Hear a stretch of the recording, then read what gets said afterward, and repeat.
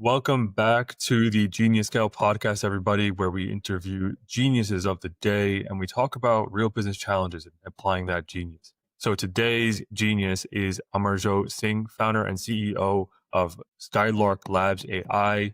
I'm going to tell you right now, this is an insane company, and I'm going to do my best for you all, honestly, because this guy's so smart.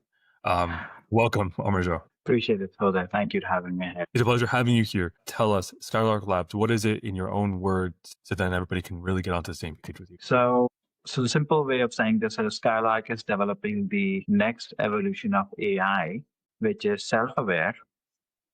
It knows what it doesn't know, where it works, where it has its limitations. And then it has the ability to improve itself, rewrite its own code. So what it was not good at, now it's able to do well on that after a certain number of tries. And then if you can embed that into different kind of physical assets, be it drones or cars or humanoids, you would lead to digital life forms, which can learn and evolve like humans, leading to a world where digital machines or digital life forms can coexist among ourselves, do what we are doing, hopefully a little better, making our life easy. That was really well said.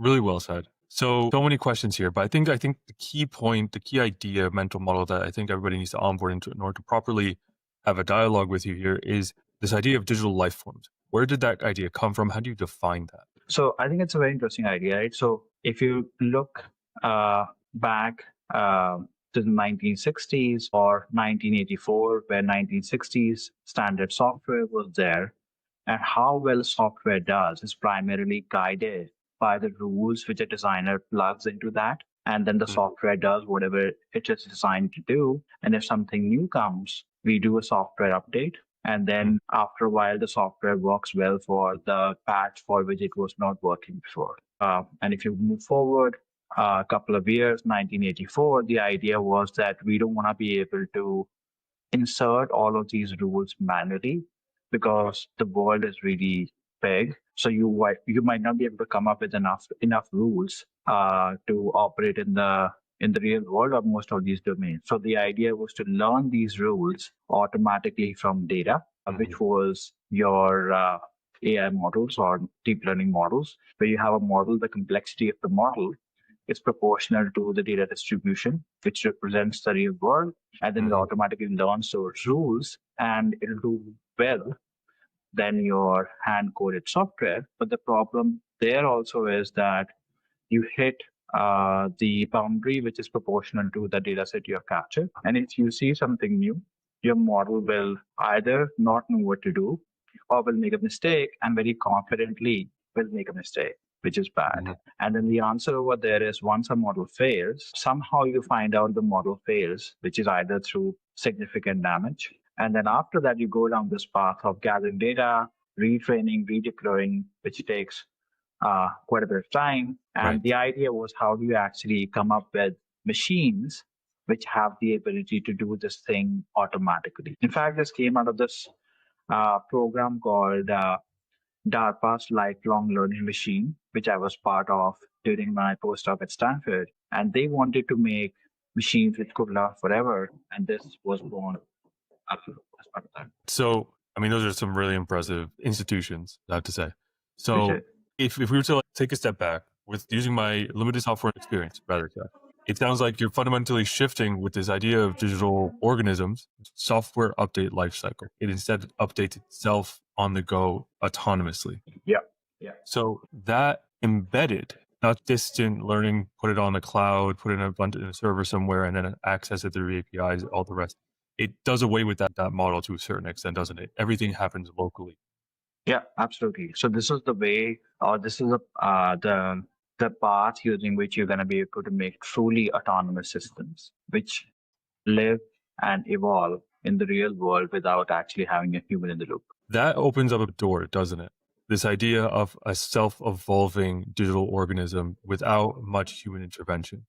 How stable can we expect those updates to be over time? How do we make sure that there are guardrails? Should we make sure there are guardrails? There's almost an entire philosophy, a shift in philosophy that's required in order to jump on board and say, this is the path. I think that's a very interesting concept, right? So this evolution, which is on device, unguided, without any human intervention, can be great, but also scary. So I think there's a obvious discussion, policy discussion, that if a machine is learning something, how do we actually know that whatever it is learning is within the guardrails, philosophy, policy within which we want it to evolve? And then the next thing is, if it is evolving positively, that's a good thing. But how do we know that if it starts to go in the negative direction, it's not going to poison itself?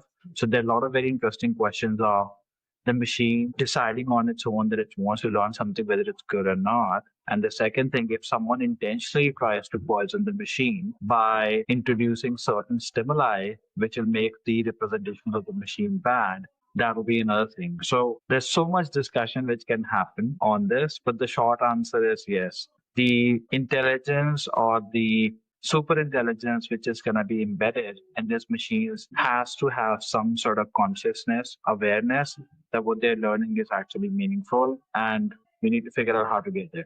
So this consciousness, this awareness, this kind of like self-auditing and real-time system, that we have to basically start to reverse engineer our own consciousness with that action or auditing step. So is that as simple as saying, okay, stimuli introduced to its input areas, I don't know what sort of input areas, because we're talking very abstractly here, right? It then assesses good or bad, and then it allows it in. So there's a layer of cybersecurity, there's a layer of identifying, continually adapting or changing stimuli. I can imagine that nefarious actors in the cybersecurity space can say, well, we already understand what it does, what it classifies as good or bad. Well, what if we start to just introduce volume and then, switch and change it over time? So it has to continually update itself and get smarter and smarter at the same time, autonomously. So how do you make it so that it does do that without software updates or intervention by a human? Or is that going to be required on some level throughout the current generation's deployment?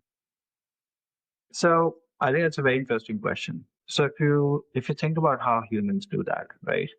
Um, Wherever you grew up, your parents told you this is good, this is bad, and those are the sort of the guiding principles you follow in your life. So if your parents said, "Hey, it's bad to steal," you don't steal right now. So these principles in humans are introduced over a period of time, and they're a byproduct of our environment. They're a byproduct of our teachings. Mm-hmm. So in our digital life forms or this adaptive AI, the machine is adapting on its own from the environment and the stimuli. So that is one kind of learning which happens on device. But there are other devices which are nearby, and there is also a function of collaborative learning which goes on between the machines. So if there's one machine or even a human who said, okay, this is good or bad, and you should not do that, the machine is able to encode that as a guardrail. And when it is deployed in the field, it is able to figure out what to do and what not to do. So there's a component of teaching or learning which happens offline in the lab, and those are the rules, principles, safeguards which you as a machine would take in the real world and try to operate within those frameworks. Now, obviously, there are learning within those guardrails as well. But you just figure out that, okay, I want to do incremental learning to those guardrails or not. But short answer is it knows what is bad and good like a human, which we teach it, and then it tries to operate within that. Got it. Okay. So maybe a bit of a trick question here then as a follow-up.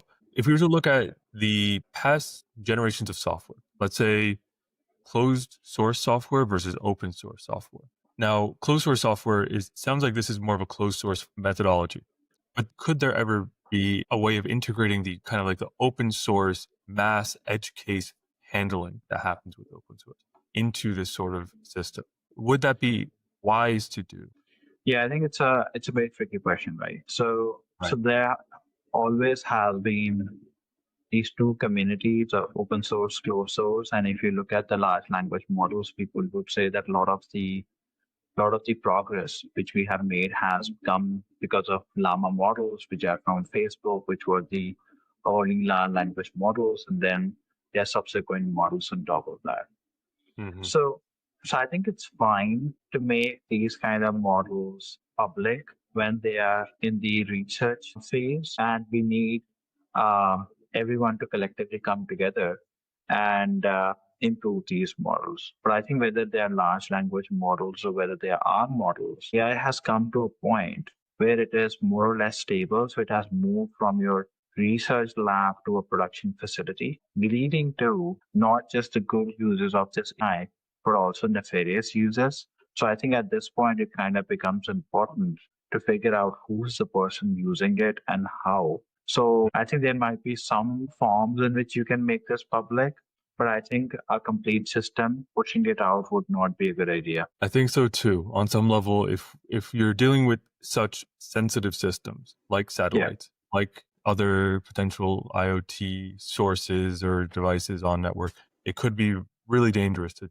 make it just open source. Now, would you say that there's potentially like a middle ground here where you introduce maybe like an IoT swarm type of deployment, and then each individual unit is handling its own edge cases, learning on its own, and then feeding it back to a centralized location that can then deploy a software update or decentralized in some capacity? So that's how we actually do our.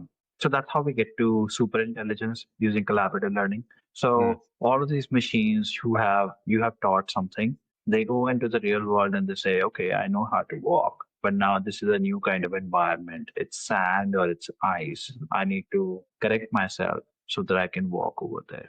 Now that machine can directly interact with another machine or a couple of machines, and it can say, okay, I have learned how to walk in this new environment. Here are the weights for you, so that now you can learn how to operate in this new environment. So that's collaborative learning, right? But this collaboration for us happens within the same domain: walking, humanoid, bipedal, which will be about dogs, or let's say a target recognition system, which is recognizing vessels. Now we have a cloud unit, which after a while pulls in the weights of the models, not data, from each of these edge nodes, and would be able to do a model merging, model distillation approach, leading to a supermodel. And now you're combining this knowledge, which is from bipedals, humanoids, target recognition, kamikaze drones, leading to an intelligence which is not centralized to specific domains like whatever you're expert in. I'm great at mathematics. It knows everything, leading to super intelligence. And once you're doing this global consolidation, that is your opportunity to be able to introduce more things which you see fit to control these machines. I have to say, amazing. So this idea of super intelligence, I mean, you guys highlight this on your site and in different areas. Can you break it down real quick? Because it sounds like you have a couple different core features: foundational brain inspired AI models, adaptive AI agents, collaborative AI agents. So did you just basically give us the model that these are all operating in, or is there something more that we need to understand there? So I started with software, which is traditional software, then standard AI, which has a human in the loop, which works well when it works, and then it needs an update.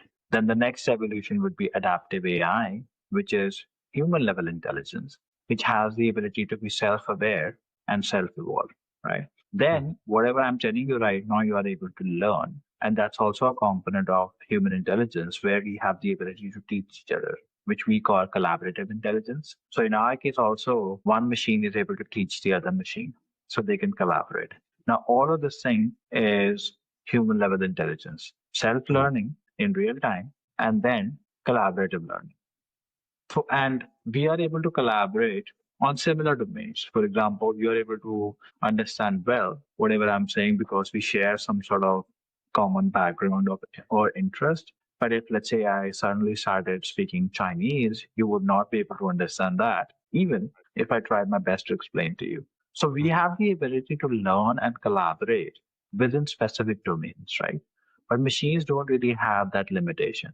Till the point you are able to combine these different skills together, you can actually have a model which can have skills across very varied domains, leading to intelligence which is beyond human, because humans are confined within certain domains, which is what we call super intelligence. Beautiful.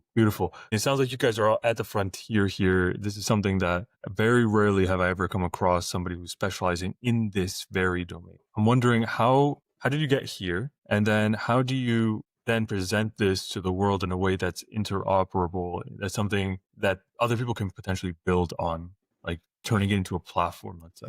Right. So most of our work has been focused on uh, defense, public safety, transportation, Right. areas where the chances of you seeing something new is quite common. And that's why we do. That's why we operate. So we have this platform called Kepler, where you can plug any sensor and it'll give you situational awareness. So there are pipelines built into that where it would say, okay, this is what I know. So it'll give you all the alerts for whatever you're trying to look for, be it weapons, people, guns, whatever you're looking for. And then it would say, oh, I'm looking at a new kind of target, which could be, for example, let's say I have a face detector, which recognizes eyes, noses, lips, and then it looks for assembly. It would say eyes need to be next to the nose needs to be next to the lip. Now, tomorrow, if I show you a face where I replace your lips with one of the eyes and eyes in place of the lips, it would be able to say, this is something new, which has the basic building blocks of what a face should be, but the assembly is off. And that is what you observe in new kind of cyber attacks, new kind of weapons, new kind of vehicles. So there are these basic components which are changed to produce something new. And our system focuses on these kind of base component level representations and their assembly to be able to figure out these new kind of things. Okay, so Kepler, you can basically plug in these other systems and it self-recognizes adaptations, modifications at scale. Any sensor. Right, any sensor. So then I also saw that you guys have something called Turing. Yeah. So Turing is, please go on. No, I was going to ask you, like, well, what is Turing in your own words? So Turing is a platform which we mainly use for intelligence community. So Kepler is basically, like your head. You have eyes, nose, ears, so you can sense different ways and your brain makes sense of that and you're good to go, right? So whatever is in the brain, the machine learning components they're built. Turing we use for intelligence communities primarily to get a sense of what is happening in the online world. Be it satellite data, be it social media, whatever that may be. But intelligence communities don't want to tell us what kind of AI pipelines they want to make. So Turing is a no-code platform which allows you to assemble these different kind of AI components on top of whatever sensor fields you have in a certain way so that you can get insights. And that's what they use. So it's basically